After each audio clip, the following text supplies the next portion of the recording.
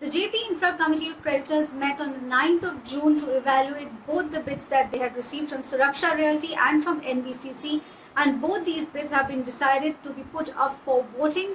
We are picking up from sources that the voting window is going to be 14 June to 23rd of June.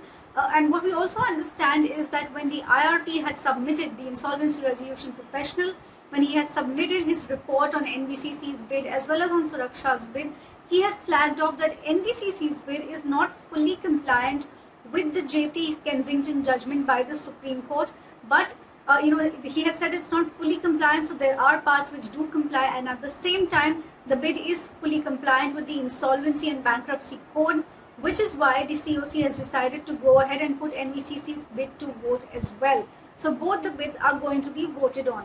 Let's just take a look at what exactly both the bids are offering now that they are both in the run and both in the fray for the final round of voting, which is likely to happen if, of course, things go as per plan. Now, we understand that NBCC is offering 90% to the financial creditors in the Yamuna Expressway project. Earlier, the offering was 85% in the previous bid that they had submitted. It has now been increased to 90%.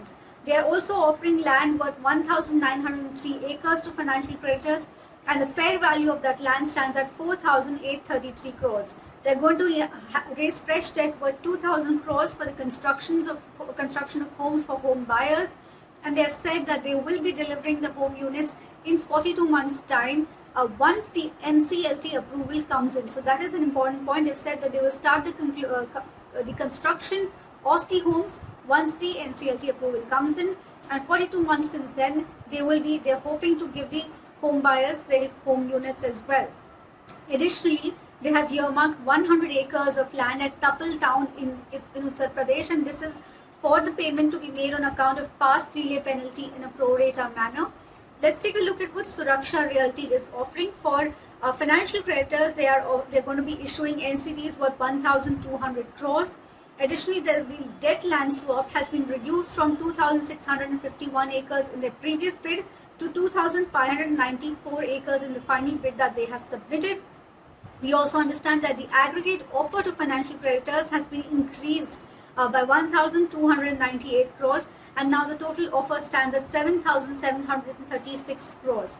Suraksha Realty will be making a working capital infusion of 3,000 crore for home construction within 90 days' time once they are chosen as the preferred bidder by the COC.